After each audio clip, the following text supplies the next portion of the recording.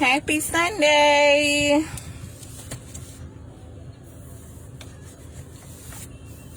I hope everybody is doing well today.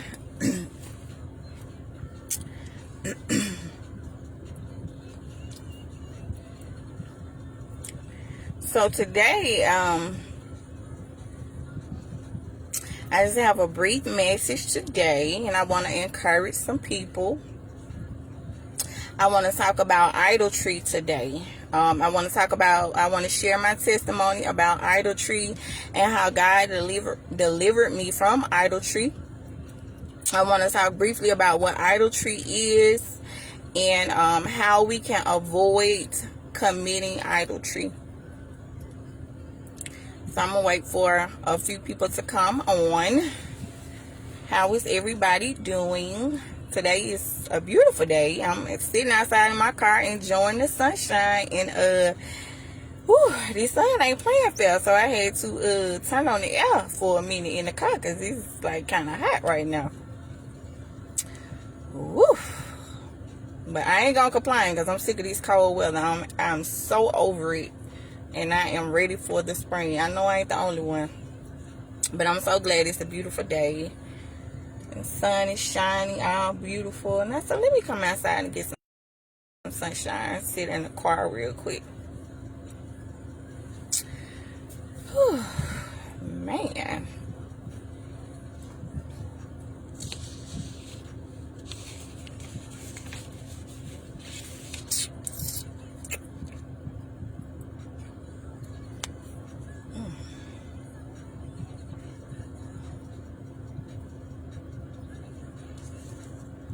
So I got some notes here. So everybody who watches me know that I am very, very transparent. And I don't mind sharing my testimonies with people. I don't mind spreading the gospel. I'm not ashamed of the gospel. So I just want to share my testimony with you guys and share how God delivered me from idolatry. And I want you to hear my message and hear my testimony and see, because I think that we all have idols. We all have idols, but I'm going to get into that in just a moment.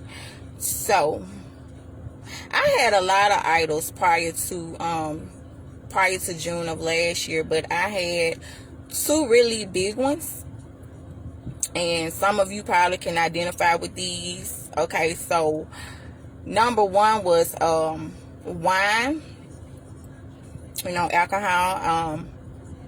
I had a love for wine. And number two, shopping. Those were my two big idols. And so I didn't used to drink wine to the point of where I would get drunk, but I would drink it on a regular. Like, I would drink it all the time. Like, I would drink because I really don't like alcohol. Not alcohol. I really don't like liquor for real, because it's so harsh. But I would drink wine, like, if not every day, it would be like every other day, or either like 2 or 3 times a week that I would drink wine. And my other idol was shopping. I used to shop a lot. So I'm going to share my testimony.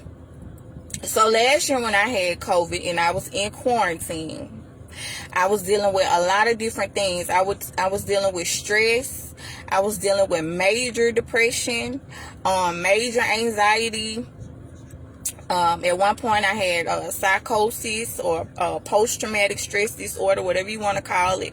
A lot of different things and demons that I was battling. And in quarantine, I would like, once my symptoms started getting better, I would shop a lot. I was shocked for Carly. Before I went into premature labor, Carly had like 2 or 3 different layaways up at a time, and she had so much stuff. I was excited because it was a girl. I always wanted a mini-me, and I was just buying her, even when I wasn't very far along, even before she got in the hospital. I would just shop and I would just buy her stuff that she did not need. Like, I would just buy her clothes. You know how it is if you got a girl, and especially if you're a female and you in the stores. And I was just buying her all these different stuff that she didn't need. And so when I was in quarantine, of course I wasn't drinking no wine, but when my symptoms started to subside, they started to get better or whatever, I would shop. And Carly had layaways, and she had like 2 or 3 layaways up, and they all was like 2 something a piece, or 3 something a piece, or one was like 2 something, one was like 3 something. And I still would, when she was in the hospital, I was trying to fill a void, and I would go and I would buy her stuff, and she didn't even need nothing else. So when I was in quarantine, I began to develop a relationship with the Lord. And God basically, he just set me down. He set me down, and he allowed things to happen to me because he was trying to get my attention. And God is trying to get a lot of you guys' attention and a lot of people's attention. But we have to be in a position to where we take heed. A lot of times warning comes before destruction. And so we have to be in a position where we can hear God, or where we can position ourselves to see what he is trying to show us. God wants a relationship with us, and he wants us to seek him and to put him first. But anyway, so my 2 biggest idols were alcohol, wine, and shopping. So, in quarantine, I came across this verse, and it said, this verse comes from 1 John 2:15. And I came across this verse, and it said, do not love the world or anything in the world. If anyone loves the world, the love of the Father is not in him. And so I was like, woo, that really hit home for me, because, in quarantine, I tell a lot of people, before I got saved and before I got COVID, before I was in quarantine and all that, I didn't have no relationship with God. I grew up in the church. I went to church when I wanted to, or when I was off. It was just sporadically or whatever. And, I didn't have a real prayer life. I just, prayed how I wanted to pray, or whatever, when I wanted to pray, basically when I felt like praying. But like I said, in quarantine, when I got COVID and everything that happened to me, God set me down. Okay, he was trying to get my attention. I was on a path to destruction. And so he set me down, and in the midst of everything that I had going on, I formed this relationship with him, and God got my attention. And I began to study the word. I began to read the Bible. I began to pray more. I began to, monitor the things that I was watching, and the things that I was listening to, and all different kind of stuff. And I realized that the whole time God had been trying to speak to me all along, and trying to speak to me all those years. And I didn't even know it, because I was not listening.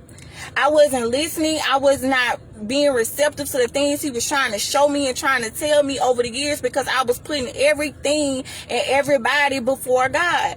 And that's what idolatry is. And I'm not fussing, I'm just preaching. But a lot of times God be trying to show us things, and he be trying to tell us things, but we're not in a position where we can hear him, or where we can see what he's trying to show us and what he's trying to tell us, because we're putting everything and everybody before God. And so when you do that, you're putting yourself in a vulnerable state. That's a dangerous place to be in, because we can avoid a whole lot of tragedies and shortcomings and things. A whole lot of things don't have to happen if we put God first, if we acknowledge him in everything that we do. So I'm saying that to say God set me down, and I came across that verse, 1 John 2:15. Do not love the world or anything in the world. If anyone loves the world, the love of the Father is not in him. And so when I saw that verse, it really resonated in me, and I felt a lot of conviction. And I was like, Lord, wow, all these years I didn't even know I was committing idolatry. I was drinking wine, and I'm thinking, oh, because I'm not getting drunk, I don't have a problem. Oh, I'm shopping, but the things I'm buying, they're not really expensive. I'm not obsessed with labels. I'm not obsessed with brand names. But it doesn't matter. It don't matter about that. God said, I am a jealous God. And so another verse that I had already heard before is Mark chapter 8 verse 36.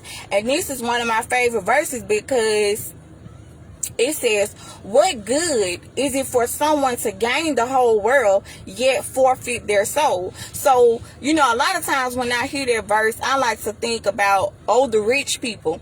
But that's not just talking about the rich people. That's talking about all people, because like I said, we commit idolatry and we can buy all these different things and have all these different possessions. And if we're not putting God first, what good is it to have home renovations and have these big nice houses and these nice cars and all this money in your bank account and jewelry and weave and Jordans and PlayStations and all this stuff? If you ain't putting God first, it's gonna perish anyway. So that verse really resonates in me, and that's one of my favorite verses. What good is it for someone to gain the whole world yet forfeit their soul? So in other words, if you haven't been putting God first, put God first. I'm telling you what I know. I'm telling you what I had to do. And so I just encourage you to put God first. So what else do I want to share? So another verse, this is one of my favorite verses too. Matthew 24 chapter 35. Heaven and earth shall pass away, but my words shall not pass away. So in other words, it's going to be a new heaven and a new earth. Okay, we don't know when, but it's going to be a new heaven and a new earth, because this one is going to pass away, just like the verse said. He said, heaven and earth shall pass away, but my words shall never pass away. So even in when it's a new heaven and a new earth, God said, my words will never pass away. That means it's no expiration date on the word of God. It's no expiration date on the Bible. It's no expiration date on the word, on the gospel. It's no expiration date on them. So heaven and earth will perish, and these things will pass away. There will be a new heaven and a new earth, but his word shall always be. And so I shared my two idols. I talked about compulsive shopping. Let's see what else I want to talk about. I hope I'm making sense to someone, and because I just felt led to come on here because I had some more idols too. Social media.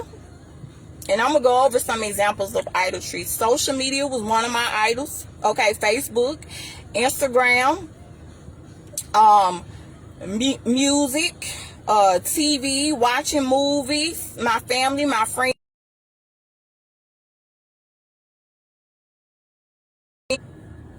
But a lot of those things were my idols, but I just really wanted to talk about my two biggest ones, and that was wine and shopping, compulsive shopping. So what else did I want to share? Okay, I shared those. Okay, so when Carly was in the hospital, I don't know, unless you have had a premature baby, you may not be able to identify with the pain that I felt. It was weird. It was like I was grieving almost, but she was alive. You know what I'm saying? I don't know if that makes sense. Just the anxiety of being separated from your baby and her having all those complications that she had, and then me having COVID and not being able to be with her. Just that anxiety within itself, that's very stressful on a woman or on a person, period. And so it's like I was grieving almost, and so I was trying to fill a void by shopping.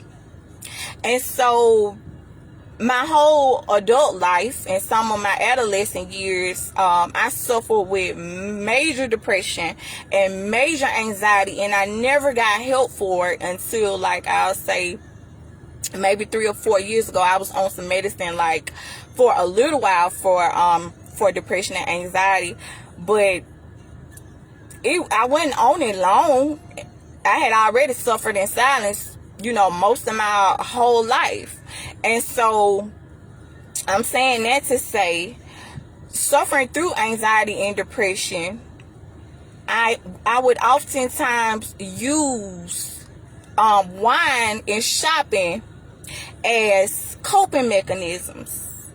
And that's one of the worst things that you could do. I would a lot of times I would feel voids, or I would feel so depressed, or I would feel just so down and out, and if you suffer from major depression and anxiety, you know what I'm talking about. And a lot of times I would just use wine. I felt like I didn't have a problem as far as being an alcoholic, because I wasn't drinking to the point that I was dependent on it, or I wasn't drinking to the point of I was sloppy drunk. But it didn't matter. It was still my idol, because I was prioritizing that over God. God was he was not factored into my life at all. So I didn't even realize I was committing idolatry. And even with shopping, I used that as a coping mechanism instead of trying to get to the root of the problem and realizing, you got some serious major depression here. You got some major anxiety going on. You got some major unforgiveness going on. You got some major healing that you need to do. And I was using those things as coping mechanisms. So it's like I was trying to fill a void. So, like I said, I didn't even know that I was committing idolatry when I was, shopping compulsively and drinking wine compulsively. I didn't know that. And then I came across this verse, Hosea chapter 4 verse 6, and it says, my people perish for a lack of knowledge. So, like I said, I grew up in church my whole life, but a lot of these scriptures and stuff I didn't know until I came across last year, and I began to monitor the things that I was watching while I was in quarantine. I began to reevaluate my life, because that's what God wanted me to do. He wanted me to sit down, like the old folks said. He wanted me to sit down, and he set me down. Okay, and so when he set me down, I began to reevaluate my life, and I began to reevaluate myself, and he began to show me my flaws and my shortcomings and all of these different things, and basically showing me, Sasha, you gotta forgive people. Sasha, you gotta let go. You need healing. You gotta be healed. You gotta work on yourself. Let me mold you. Let me shape you. Let me help you. Okay, God is an ever-present help when we are in trouble. And he really does never leave us or forsake us. We leave him. God don't leave us. We leave him. And so, that felt like heat. So, what else was I about to say? So, yes, I came across that verse in quarantine, or it might have been after quarantine. I don't know, because I came across so many verses last year when I had all this different stuff going on. But anyway, yes, Hosea chapter 4, verse 6, my people perish for a lack of knowledge. So, like I said, I was unaware that I was committing idolatry. And so, let's see. Yes. I thought that, and some people may think I'm a dumb blonde for thinking this, but I know if I thought it, I know I'm not the only one that thought this. But I thought, okay, that idolatry was just limited to, I'm not ashamed to say what I thought idolatry was limited to, because this might help somebody. Because, I be trying to come on here and tell people what I've learned and what I know and what I studied, because a lot of stuff people didn't teach me, or a pastor didn't teach me, or my mama didn't teach me, or my grandma didn't teach me. I had to study for myself. And so a lot of this stuff I learned last year, but I don't want nobody to take my word for it. Go and study for yourself. The Bible says us to study to show ourselves approved to God. And once I studied this to approve myself to God, then I don't gotta try to prove myself to nobody else, because his validation is all that matters. But yes, we should all study to show ourselves approved to God. So, but what I was saying was, I thought idolatry was limited to false gods, like worshiping the sun, worshiping the moon, what else?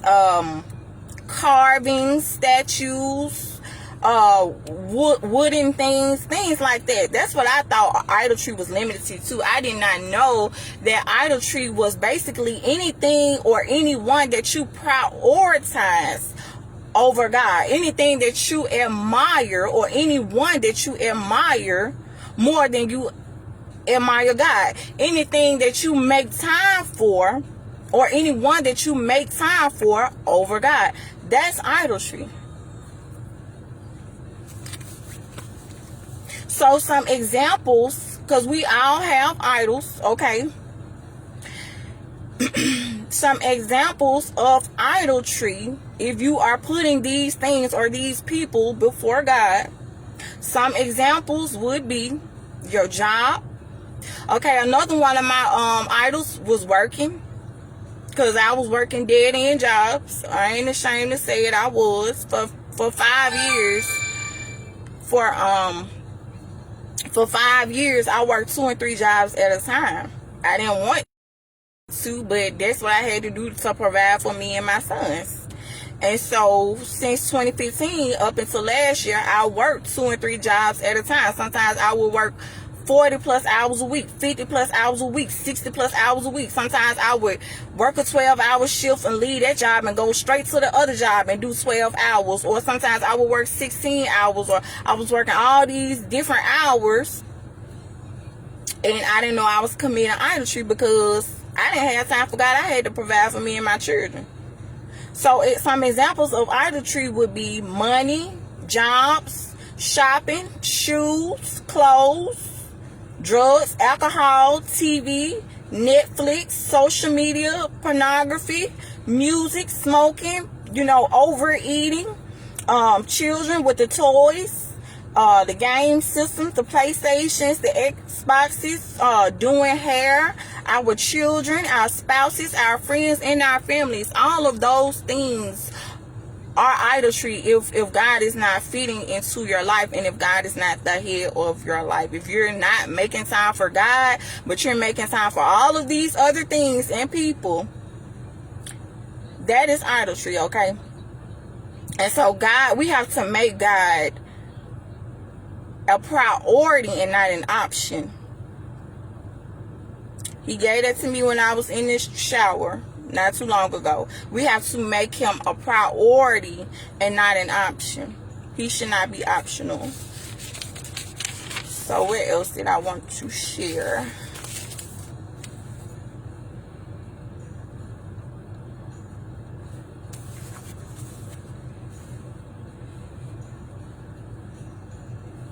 Yeah, so I basically, let's see, have went over a lot of what I wanted to share. So I want to say this: a lot of us need healing and deliverance. I'm gonna do a video on healing and deliverance, and share with you guys how I deliver myself. Well, I didn't deliver myself, God delivered me. But what I mean by delivering myself, I should say self-deliverance. Like, I didn't have nobody else, casting out demons out of me and praying over me and all of that. I was sitting on the bed one night, and I'm not going to get into it too deep because I'm going to do a video on it. But after I got through praying this prayer while I was sitting on the bed one night, and when I tell you, when I got through praying, I literally felt like a release. Like, I kid you not, like I felt like a burden was lifted off me. Real talk. I promise you, when I got through praying, I'm talking about I was just going in. And when I got through praying, I felt this release that just, it was so beautiful. It was like all that weight, that dead weight, and everything that I had been carrying and that was bottled up inside of me.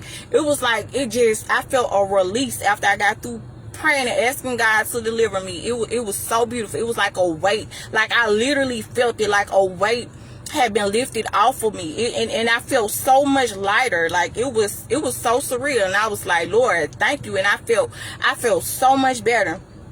But anyway, a lot of us need, or a lot of people, I should say, need healing and deliverance. Trust me, I know, because I was one of those people. I needed healing and I needed deliverance. And it's a lot of broken people that are walking around that need healing and that need deliverance. And it's a lot of people who are using things and people as coping mechanisms because they are broken. And I was broken for so many years, and I suffered in silence for so many years, and nobody knew how broken I was. Nobody knew how depressed I was. Nobody knew how anxious I was, because I was trying to care about my friends and my family feelings and not wanting people to worry about me, and putting on the exterior front for social media and for people and for my friends and family. And deep inside, I was really broken and damaged. And there's a lot of people who I know that that can relate to this. So yes, I talked about coping mechanisms, using coping mechanisms. So one of the ways, I'm not going to get into much into healing and delivering and depression and anxiety, because I'm going to do a whole video on those, because I've overcome those things. Now, I've been delivered from depression. I've been delivered from anxiety. I've been delivered from psychosis and post-traumatic stress disorder and all those different things. I've been delivered from those things. But one of the ways for you to be healed of these different things, or from idolatry, or healing or deliverance, first you have to acknowledge that you have a problem. Okay, I acknowledged that I had depression. I acknowledged that I had anxiety. I finally acknowledged when I saw that verse that I was committing idolatry and that I had a problem. So first of all, before anything else, you have to acknowledge that you have a problem, or acknowledge that it's something in your life, you know, that you need to work on, or it's something that you're trying to fill a void, or something. You have to acknowledge it, because a lot of people, they don't even acknowledge that they have a problem, or that they need to work through some things, or they got some areas in their lives that they need to fix, or they need to work on, or they need to let God heal them, or whatever it is, whatever your situation is. My story, not your story. Your story is not my story, and my story is not more significant than your story, but we all have a story. Okay, so this is one of my favorite verses, Exodus chapter 20 verse 3. Thou shalt have no other gods before me. So like I said, when it's talking about gods, little g, it's talking about idols, false gods, TV, Netflix, social media, all those different things. The difference is between back in the old days and biblical days and all those ancient days and today. Now, those people, like the children of Israel, for example, the way that they committed idolatry, they was worshiping a golden calf. Okay, a golden calf. That's what got them put into slavery, but that's a whole nother video for another day. But worshiping an idol, worshiping a golden calf, that's what they chose to worship. And so the difference in those days and today, well, I don't know what they do in India or other places, but over here in America, we ain't worshiping no golden calves or statues or things like that. If they are, I don't know about it. But, I mean, I don't partake in it. But our idols of the 21st century are our phones, okay? PlayStations, Xboxes, Jordans, and shopping, and all of these things that we prioritize over God. So, you know, we may think that worshiping a golden calf was silly. Well, if those people was able to come inside 21st century today, they may think all of the technology and stuff that we have is silly. So who's to say one idol is worse than another, or one idol is better than another? It don't matter, because in the eyes of God, whether it be a golden calf or a cell phone or Facebook or social media or whatever it is that you prioritizing before God. In the eyes of God, he said, I'm a jealous God. Thou shalt put no other gods before me. So, also in Exodus chapter 20 verse 5, he said, for I am the Lord thy God. I am a jealous God. Okay? So, I am done with this message. I hope you guys have been blessed by this message. I encourage you, if you don't have a relationship with God, please get one. I encourage you to reevaluate yourself and reevaluate your life, reevaluate your relationships, your friendships, your marriages, just your life overall. I'm telling you what I had to allow God to do to me. When he set me down, when I had COVID, I'm being so sincere right now because I want some people to get this. He literally set me down, and I let him work on me. And it have not been an easy process, but he's continuing to mold me and shape me as I continue to surrender and continue to submit myself to him. The process will become easier for you if you just do that. So just be in a position where you can hear him, because I used to wonder a lot of times, why does God not speak to me? Why can I not hear him? God speaks to us all the time. I know this from experience. He speaks to us all the time, but we have to be in a position to where we can hear him. We have to be in position to when he's trying to show us things that we're not overlooking it, because it's easy to overlook what he be trying to show you and tell you. If you always a mother first, if you're always a wife first, if you always a girlfriend first, if you always putting everybody and everything before him, it's so easy to not be able to hear what he's trying to tell you or see what he's trying to show you. So he does speak to us, but you have to be in a position. Trust me, I just got to this point not too long ago. You got to be in a position to where you can hear him and look and see what he's trying to show you, because he speaks all of the time. But you gotta, my room, I'm in my car right now. I needed to get out the house for a minute and get some sunshine. But my room is what I call my secret place, because I don't have a den. That's the only place where I can go and that's why I pray and read and study and all that stuff. But, if you have a quiet place, if you have a area that you can go to sometimes and get away, whether it be your car or your den or your office or wherever, even on your lunch break, if it's somewhere that you can go and just be to yourself and just quiet your mind and just quiet your spirit and just seek the Lord with all your heart and with all your soul. He says that those who seek him with all their soul, I'm paraphrasing, or their spirit and soul or whatever, they will find him. And I'm a living witness. I promise you, if you seek him and you get in a position where you can hear him, he will speak to you. And he may speak to you in your spirit or through a verse or through somebody, because it's different ways that God can speak to you. He can speak through you through scripture. He can speak to you through other people, through songs, through whatever resonates in you. That's how God will speak to you. It may not be an audible voice, but it may be something in your spirit that won't leave you alone, or they won't let you go, or it may be in your conscience, or you may have a strong urge or an unction or something. God speaks to you in those different ways. So get in position where you can hear him and put God first. Y'all have a blessed day.